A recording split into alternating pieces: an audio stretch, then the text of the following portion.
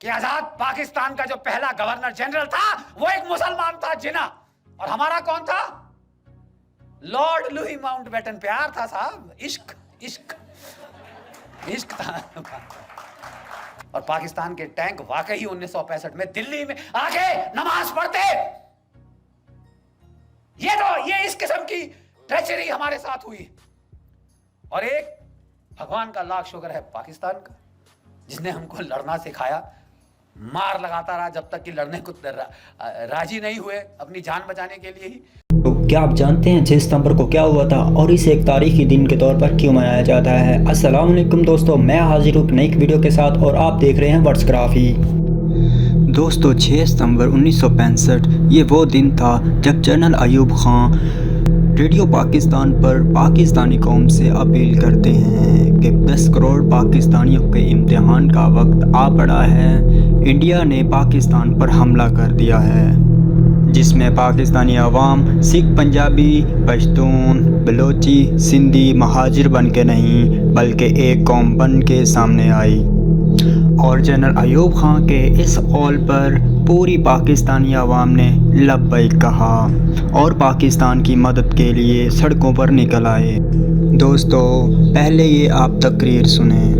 10 کروڑ پاکستانیوں کے امتحان کا وقت آ پہنچا ہے. آج صبح سویرے پاکستانی فوج نے پاکستان کے علاقے پر لاہور کی جانب سے حملہ کیا. ہندوستانی حکمران شاید ابھی نہیں جانتے کہ انہوں نے کس قوم کو للکارا ہے. دوستو یہ حملہ بھارتی افواج کی جانب سے پہلے لاہور پر کیا جاتا ہے، چونکہ لاہور کو پاکستان کا دل مانا جاتا ہے، کیونکہ آزادی سے قبل بھی دشمن لاہور کے اوپر ناپاک نظر رکھتا تھا. دوستو آپ یہ اچھی طرح جانتے ہیں کہ انڈیا پاکستان سے ہر لحاظ سے بڑا ہے، چاہے وہ زمین ہو، افواج ہو یا اسلحہ ہو. اور پھر اوپر سے انڈیا کو اتحادی ملکوں کی مدد بھی حاصل تھی، جس میں USA، اسرائیل، جرمنی اور رشیا شامل تھے. دوستو اس وقت انڈیا اپنی طاقت کے نشے میں دھت پاکستان کو لاچار اور ایک چھوٹا سا ملک سمجھتے ہوئے پاکستان کے سیالکوٹ سیکٹر میں حملہ کرتا ہے. اس حملے میں بھی انڈیا اپنی طاقت استعمال کرتے ہوئے 500 سے زیادہ ٹینک استعمال کرتا ہے.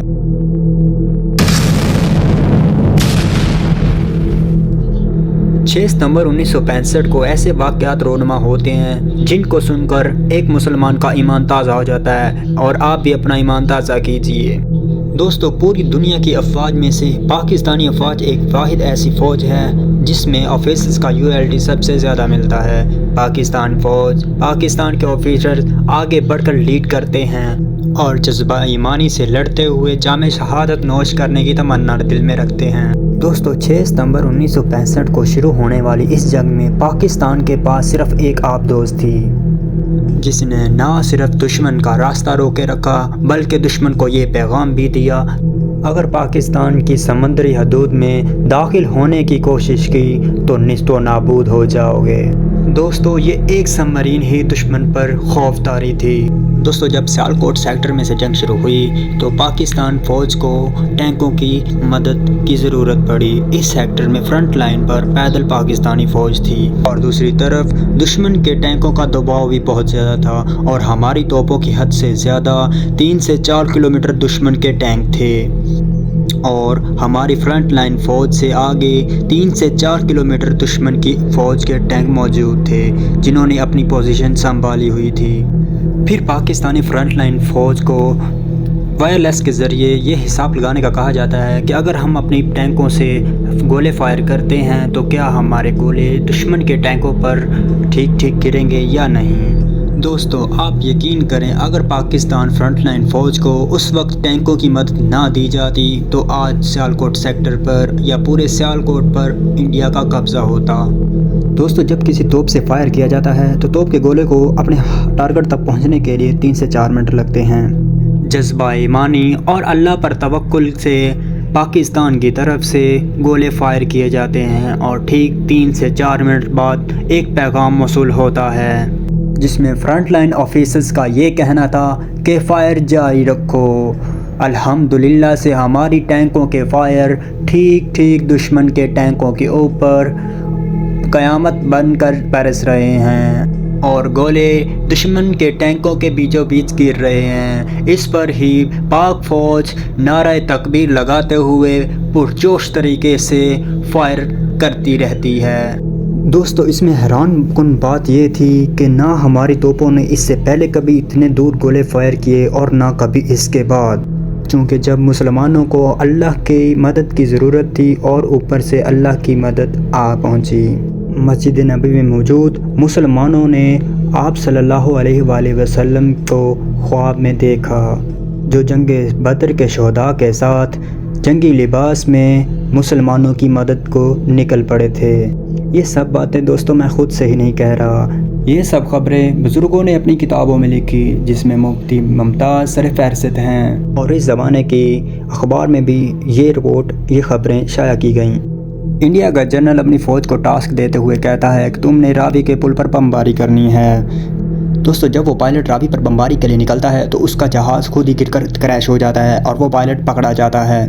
और जब उस पायलट से पूछा जाता है कि रावी तो तुम्हारे सामने था, तुमने हमला क्यों नहीं किया, और वो पायलट का ये बताना था कि हमें बताया गया था कि रावी का एक पुल है और उस पर बमबारी करनी है। जब हमने देखा तो यहाँ पर 6 से 7 पुल नज़र आ रहे थे, तो हम परेशान थे कि किस पुल पर हमला करना है। इंडिया के फ़ौजी जनरल का ये कहना था कि हम लाहौर में बदमाशी की महफिल से जाएंगे और वहाँ के जिमखाने में शराबी पिएंगे। और इंडियन जनरल अपनी फ़ौज से खिताब करते हुए कहता है कि सिपाहियों आगे बढ़ो, लाहौर सिर्फ 2 मील दूर रह गया है। जब पाकिस्तानी फ़ौज को इस बात का इल्म हुआ, पाकिस्तानी फ़ौज का एक नौजवान आगे बढ़ता है और वो तख्ती उखाड़ कर इंडिया की तरफ आगे 2 किलोमीटर ले जाता है और इस पर 0.2 लिख देता है, यानी कि 14.02 मील।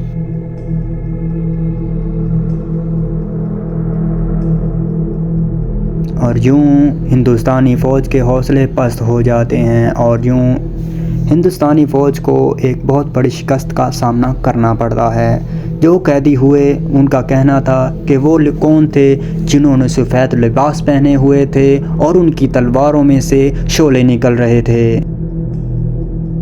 बहुत सारे फ़ौजी ऑफिसर्स और आम आदमियों ने बारूद सीने पर बांध कर इस मुल्क की हिफाजत की। दोस्तों, हमारे उन जवानों के लिए एक लाइक और कमेंट तो ज़रूर बनता है। उम्मीद करता हूँ आपको ये वीडियो बहुत पसंद आई होगी। मिलते हैं अगली वीडियो में, तब तक अपना और अपने प्यारों का बहुत बहुत ख्याल रखें। अल्लाह हाफ़िज़।